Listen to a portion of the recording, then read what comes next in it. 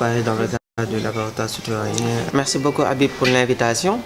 Pour moi, l'engagement citoyen, c'est surtout s'investir pour sa communauté, pour un bien-être général. Je pense qu'à Saint-Louis, nous avons une jeunesse vraiment consciente, une jeunesse vraiment dévouée. Nous avons des sentinelles qui veillent à ce qui se passe dans notre ville. On a une jeunesse très engagée qui se bat chaque fois pour des causes à travers, ça va être dans le domaine de la citoyenneté, ça va être dans le domaine de l'environnement. Et moi, je suis fier en fait de faire partie de cette jeunesse saint-louisienne qui se bat au quotidien, de cette jeunesse saint-louisienne qui fait partie des sentinelles. Je pense que maintenant tout ce qui est parole aux jeunes, je pense qu'Internet a démocratisé la parole aux jeunes. Donc, et offre la possibilité aux jeunes de s'exprimer librement sur des thématiques sur les réseaux sociaux, à savoir Facebook et Twitter. Et maintenant, ce qui reste, c'est surtout comment ces voix des jeunes puissent être entendues par nos autorités afin de réaliser ou bien de tenir en compte leurs besoins. Maintenant, ce qui reste, je pense qu'on a une jeunesse sénégalaise très dévouée, très engagée, qui en veut. Mais malheureusement qui est confronté à pas mal de choses.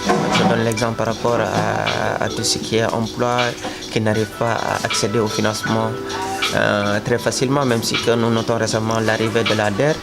Mais je pense plutôt que nos autorités doivent utiliser cette jeunesse comme une force, mais ne pas les considérer comme un problème entre guillemets. Et c'est une jeunesse qui, si elle est vraiment orientée, si elle est vraiment aidée et soutenue, elle peut faire beaucoup de choses, surtout quand on est dans une population où on... Par rapport au débat sur la statut Faidherbe, je pense que le débat est là, les gens parlent au niveau de l'actualité. Et je pense que notre père, notre grand-père, comme on appelle le sentinelle Golbert Diagne, n'a fait que donner son avis personnel. Maintenant, moi de ma part, je pense que Faidherbe ne mérite pas d'être glorifié à cause de ces crimes qu'il a eu à faire. Il a causé pas mal de tort à cette population sénégalaise en brûlant des villages, en violant nos ancêtres, en brûlant des bœufs, et je pense qu'il ne mérite pas d'être glorifié. En tout cas, personnellement, moi je ne suis pas reconnaissant à Faidherbe. Donc, récemment, il y a 4 ans, on a eu un nouveau maire qui s'appelle Amadou Mansour Faye, que je nomme ministre, l'homme aux 3 galons. Mais il est ministre, il est maire, il est beau-frère du président de la République. Il est venu à Saint-Louis en nous vendant un programme, Ndar Sedwech, Ndar Letnagne. Mais je pense qu'en toute objectivité, durant 4 ans de service, durant 4 ans de mandat bien sûr, même si récemment, durant quelques mois, on a remarqué que Ndar Letnagne commence à être une réalité, Ndar Sedwech n'est pas le cas. Saint-Louis est toujours sale. Saint-Louis n'a pas un plan de nettoiement. Saint-Louis a un vrai problème de tout ce qui est ramassage d'ordures. Ndar Sedwech n'est pas une réalité. Saint-Louis est sale, la vérité. Ndar n'a jamais été aussi sale. Et c'est vraiment dommage pour quelqu'un qui était venu en nous vendant Ndar Sedwech, Ndar Letnagne.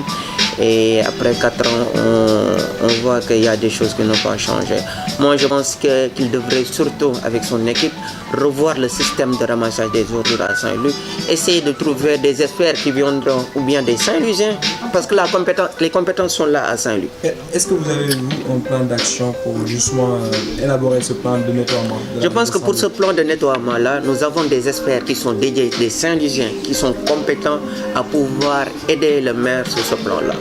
Mais le plus souvent, et ce que l'on remarque, c'est que si tu n'es pas un politicien proche de l'APR, si tu es un citoyen derrière qui joue son rôle de citoyen, d'alerteur, etc., on va te dire non, toi tu ne peux pas donner de solution. Vraiment, ce qui me fait mal par rapport à notre maire, c'est surtout qu'il pense que les activités de jeunesse se résument par l'organisation de concerts.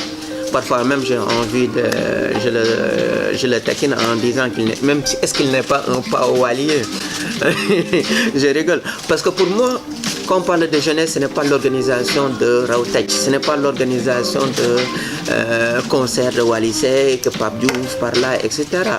Pour moi, il doit avoir une vraie politique de jeunesse. Une vraie politique de jeunesse commence surtout par voir quels sont les problèmes que rencontre cette jeunesse saint-louisienne? Comment faire pour faire les assises de la jeunesse saint-louisienne? Comment il peut faire ou utiliser son influence pour accompagner cette jeunesse sénégalaise, cette jeunesse saint-louisienne d'autant plus pour moi. Parce que ce que nous remarquons à Saint-Louis, il n'y a pas beaucoup d'industries. Donc chaque année, il y a plus de 500 jeunes qui sortent, soit de l'université, soit des écoles de formation. Mais à leur sortie, il n'y a pas d'entreprises qui peuvent leur accueillir.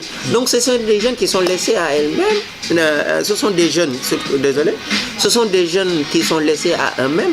Et ces jeunes sont obligés surtout d'ouvrir des boutiques de wari, que j'encourage parce que c'est de l'entrepreneuriat, mais surtout qu'ils sont obligés d'aller sur Dakar pour travailler dans des centres d'appel et qui vivent dans des conditions très difficiles.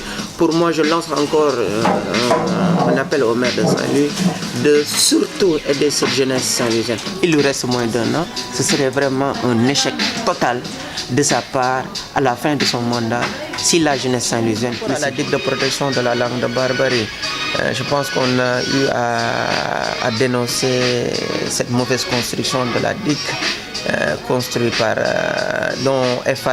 financée par l'État du Sénégal à hauteur de 3,5 milliards, où Olac est le maître d'ouvrage. Donc au départ, quand on avait entendu que l'État allait mettre de l'argent, je pense que tous les sentiments étaient partagés, tout le monde était content. Pour dire qu'en fait, il y a une solution qui va soulager les populations de la langue de Barbarie. Dès le début des constructions, on est allé sur place pour voir comment les travaux se déroulaient. Mais à notre grande surprise, on a vu que ce n'était pas une bonne solution. Et on l'a crié partout pour dire que attention, cette digue n'est pas une bonne solution. Et l'histoire nous a donné raison parce que cette digue n'a tenu que le temps d'une houle malheureusement. Ce n'était pas du tout correct que l'on prenne 3,5 milliards de nos impôts, de notre ressource, pour financer une digue qui n'est pas durable. L'autre chose, c'est par rapport aux populations de la langue de Barbarie qui vivent depuis plus de 2 ans dans des tentes de fortune au niveau de Khariala et qui n'arrivent toujours pas à être relogés. Je pense que c'est avec fierté que j'apporte le maillot du Sénégal, même si on est éliminé. Qu'est-ce qui n'a pas marché réellement lors de la Coupe du Monde? La chance n'était pas de notre côté. On devait gagner un match que l'on a raté. On avait aussi un penalty non sifflé. Pour moi, l'idée, c'est de revenir travailler encore surtout. Donc tu es pour qu'on garde Aliou Cissé, le coach? Bon, je ne suis pas un expert du sport, mais je pense que la fédération sénégalaise va voir si le coach doit rester ou pas. Mais pour moi, c'est surtout qu'on ait une politique sportive, qu'on ait des infrastructures, qu'on fait la formation à la base pour les jeunes pour pouvoir arriver à un stade où notre football sera vraiment développé. Un petit mot pour Ismaïla Sarr. Bon, Ismaïla, je pense que ce soit Ismaïla, Khadim, ce sont des fiertés pour Saint-Louis. Et moi, je crie partout Saint-Louis. Les gens me disent que j'ai un amour viscéral pour Saint-Louis. Ismaïla, c'est une fierté pour Saint-Louis. Khadim Diack, ça a été une surprise du mondial. Personne ne s'attendait à ce qu'il soit dans les... Ouais. Je pense qu'Ismaïla, c'est une fierté pour Saint-Louis. C'est un jeune très talentueux, un jeune très rapide. Et je sais que c'est qui va devenir un champion dans quelques années. Il l'est déjà. Je sais que d'ici 1 an, 2 ans, il va avoir un très bon club où il pourra montrer toutes ses compétences. Un petit mot pour Sadio Mané qui n'a pas fait de grands matchs là où on l'attendait. Je ne dirais pas qu'il n'a pas fait de grands matchs parce qu'il a mouillé le maillot aussi.